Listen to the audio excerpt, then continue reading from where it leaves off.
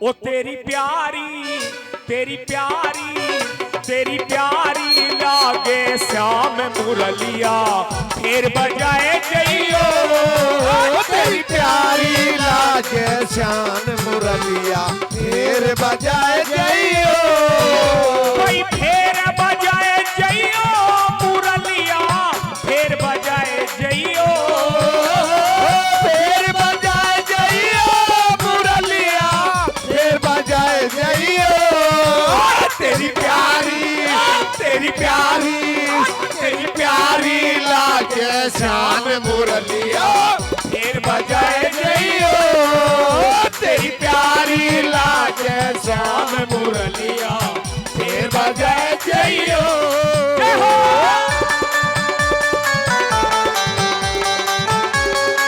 बोलो सच्चे दरबार की।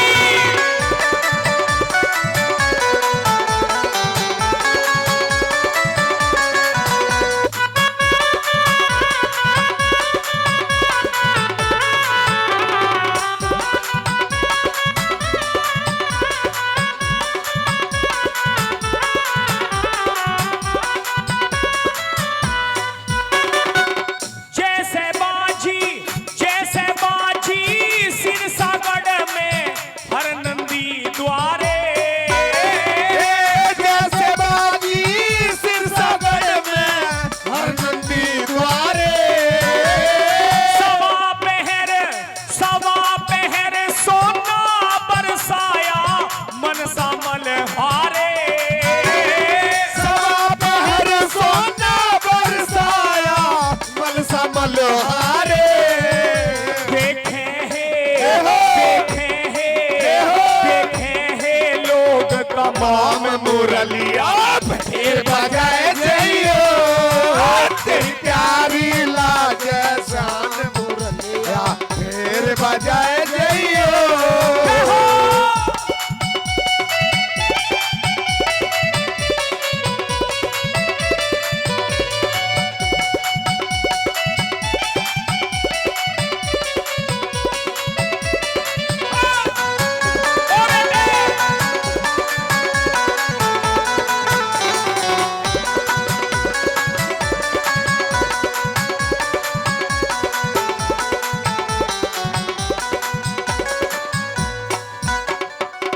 जैसे बाजी सिरसागढ़ में हर नंदी द्वारे। सवा पैर सोना बरसाया मनसा मल्हारे। एक नाम आपने सभी ने सुना होगा, नौजवान भाइयों ने भी सुना होगा। नरसी सेठ का नाम किस किस ने सुना है? एक बार हाथ उठा करके बताना। नरसी सेठ एक बहुत बड़ा सेठ हुआ करता था, जिसको ये नहीं पता था कि मेरे पास में पैसे कितने हैं। उसकी लड़की थी हरनंदी। सुना है हरनंदी का भी नाम? हाँ नौजवान भाई आपने भी सुना है? नहीं, हरनंदी का नाम नहीं सुना। और एक चीज और पता होगी आपने कि नरसी सेठ ने 11 करोड़ रुपए कृष्ण जी भगवान के नाम पर दान कर दिए थे। क्यों कर दिए थे बता सकता है कोई? अब कुछ बता देंगे कि भक्ति में दान कर दिए थे ये। लेकिन भक्ति में क्यों दान कर दिए थे ये तो नहीं पता होगा किसी को। 11 करोड़ रुपए थे नरसी के पास में। यदि आपकी तरफ से आदेश हो कि 11 करोड़ रुपए क्यों दान किए, बता दूं कौन कौन बूझना चाह रहे हैं? एक बार हाथ उठा करके बता दो। नौजवान भाई भी बूझना चाह रहे हैं। ये 2 मिनट की बात है, तसल्ली से सुनना बिल्कुल। नरसी सेठ जो था ना, वो बहुत कंजूस सेठ था। मर सकता था नरसी, लेकिन खर्चा नहीं कर सकता था। एक बार ऐसा हुआ कि नहान का दिन था। मोहल्ले पड़ोस की सारी औरत इकट्ठी होकर के हरिद्वार गंगा स्नान के लिए जा रही थी। तो नरसी सेठ की भी घरवाली उनके पास में पहुंची कि बहना कहाँ जा रही हो तुम? नुको तुझे नहीं पता? नुको ना, नुको आज नहान का दिन है, हम तो अपने पति के साथ में जा रहे हैं हरिद्वार स्नान के लिए। नुको तो मुझे भी लेके चलो। नुको तू भी चल अपने सेठ को लेकर के। अब नरसी सेठ की घरवाली सेठ जी के पास में पहुंची। अरे सुने है के सेठ जी? नुको हाँ। अरे मोहल्ले पड़ोस की सारी औरत हरिद्वार जा रही है नहाने के लिए, और तू मुझे भी हरिद्वार गंगा स्नान करवा ला। अब नरसी सेठ बहुत कंजूस था, सोचने लगा ओहो मैं तो फूंक पराई लगी हुई है, तो खर्चे का मामला है।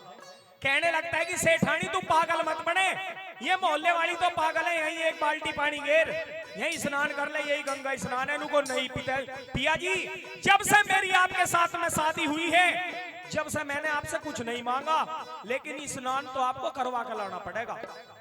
अब नरसी सेठ कहने लगता है कि सेठानी मैं तुझे गंगा स्नान तो करा लाऊंगा, कोई दिक्कत नहीं है, पर मेरी 4 शर्त है। नुको शरत? नुको हाँ। नुको बताओ सेठ जी क्या शरत है? नुको पहली शरत सुन ले, घर से पैदल चलेंगे। कंजूस था ना, सोचने लगा किराया भाड़ा खर्च होगा। नुको सेठ जी मंजूर है। नुको दूसरी और सुन ले,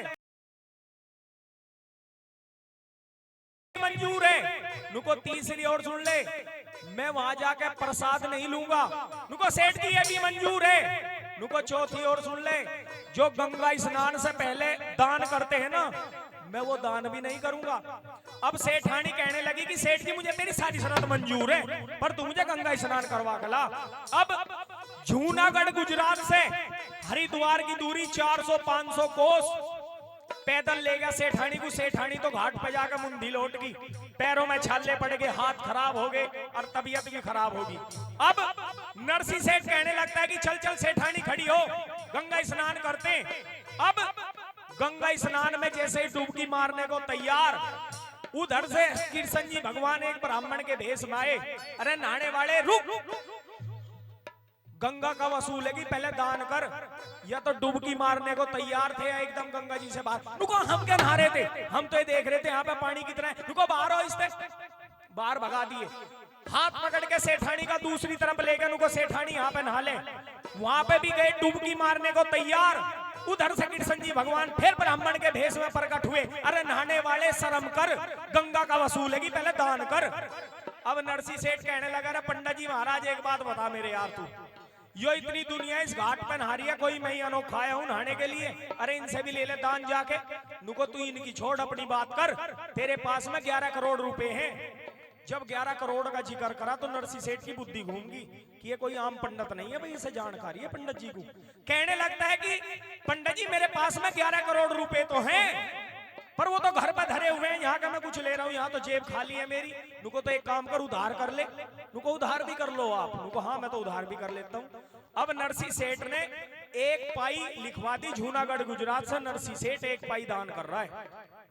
1 पाई बही में लिख के पंडित जी तो चलते बने। अब सेठानी लड़ने लगी, अरे उत्ते सेठ जी घर तो तुम कह रहा था मैं दान नहीं करूंगा। नुको पागल मत बने, हमारे घर की दूरी 400-500 कोस है, 1 पाई के लिए पंडित मरेगा वहां जाके, यो नहीं जाने का। अब गंगा स्नान करके अपने घर पहुंच गए जूनागढ़ गुजरात में। 4-5 दिन बीत गए। कृष्ण जी भगवान फिर ब्राह्मण का भेष बना के जूनागढ़ गुजरात में ही पहुंचे। जैसे ही नरसी को आवाज लगाई तो द्वारपालों ने रोक लिया। नुको कौन है पंडित जी? नुकरा मुझे नरसी सेठ से मिलना है भाई। नुको रुक पहले, यहाँ तसल्ली कर, हम जाकर पूछ पाऊंगे अपने सेठ जी से, वो मिलेगा भी आपसे है नहीं। अब गए। नुको जी सेठ जी, नुको हाँ, नुको एक पंडित जी मिलना चाह रहा है। नुको रहने परे को, मैं किसी पंडित जी से नहीं मिलूंगा। एक वो हरिद्वार मिल गया था, उन्होंने दिमाग खराब कर दिया, नहान नहीं दिए, मना करते जाकर सेठ जी नहीं मिलेंगे। अब द्वारपाल गए। नुको पंडित जी, नुको हाँ भाई वो तो सेठ जी तो नहीं मिल सकते आपसे। नुको क्यों? अरे मर्जी है उनकी, नहीं मिलना चाह रहे। अरे नुको उनसे एक बार जाके नुको कि जो हरिद्वार मिले थे पंडित जी वो आए हैं। अब द्वारपाल फिर अंदर गए। नुको रे सेठ जी, नुको हाँ, अरे कोई हरिद्वार मिले होंगे पंडित जी वो आए हैं। अब या तो नरसी सेठ सेठों वाली कुर्सी पे बैठा हुआ था, और जैसे ये सुना ना कि हरिद्वार वाले पंडित जी तुरंत कुर्सी से चढ़े। नुको आ लिया वो। नुको जी बाहर खड़ा हुआ है। अब सेठानी लिकड़ी जा रही थी। नुको रे सेठ जी कैसा लोट पोट हो रहा? नुको वो आ लिया तेरा फूफा हरिद्वार वाला। नुको रे दे 1 पाई दान, क्यों मर रहा है? नुको दिमाग खराब मत करे, जैसे मैं कह रहा हूँ ऐसे कर। नुको क्या करूं? नुको पंडित जी के सामने चूड़ी फोड़ दे कि मेरा सेठ तो मर गया। अब सेठानी गई निमाने से पैरों से पंडित जी के पास में नमस्कार किया। नुको सदा सुहागण रहो, जीती रहो। नुको पंडित जी क्या जीते रहे, क्या सुहागण रहे, हमारा तो नाश हो गया जब से गंगा जी नहाए। नुको क्या बात हुई? नुको हमारा तो सेठ ही मर गया। नुको मर गया वो? नुको हाँ। अब पंडित जी कह रहे हैं बा बेचारा बहुत अच्छा आदमी था, मैं बहुत शुद्ध आदमी था, बड़ा भला आदमी था, और जब मैं हरिद्वार से आई रहा हूं इतनी दूर से तो मैं उसे फुकवा के चलूंगा। अब सेठानी फेर गई सेठ जी के पास में। नुको सेठ जी, नुको हाँ, अरे वो तो ये कह रहा है कि फुगवा के चलूंगा। नुको तो तुरंत तैयारी कर दो। दरबार में खलबली मच गई, अर्थी तैयार कर दी। नरसी सेठ लेट गए, भाई मोनू ने उन पे जो कफन उठा दिया और लेकर के चल दिए। राम नाम सत्य है, राम नाम सत्य है। गांव के शमशान घाट में जाके चीता जला दी। गांव वाले तो चीता में आग लगा के वापसी चल दिए। अब कृष्ण जी भगवान पहुंचते चीता के पास में। नुको नरसी, नुको पंडित जी पर चला जाइए, मैं दान नहीं करूंगा, मर सकता है नरसी। तो वहां पे चीता में से निकाल के कृष्ण जी भगवान ने माया के दर्शन करवाए और जैसे ही अपना रूप दिखाया तो नरसी सेठ की बुद्धि बदल गई। तो साक्षात भगवान ने परीक्षा ली है। अपने घर जाके जितना भी माल था, दाल चावल पैसे सब कुछ दान कर दिया और बाहर जाके कुटी बना ली। अब यदि पता लग गया हो तो एक बार जोरदार ताड़ी आपकी तरफ से होनी चाहिए। बोलो कृष्ण जी भगवान की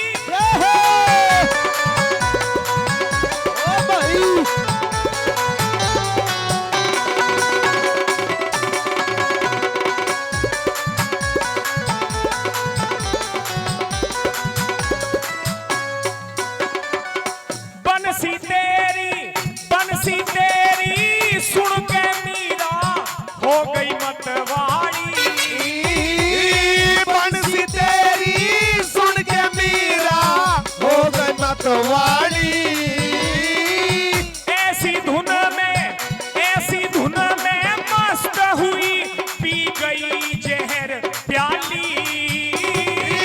ऐसी धुन में मस्त हुई पी गई जहर प्याली। बड़ा से का अमृत जाम मुरलिया फिर बजाए जइयो तेरी प्यारी लागे श्याम मुरलिया फिर बजाए जइयो।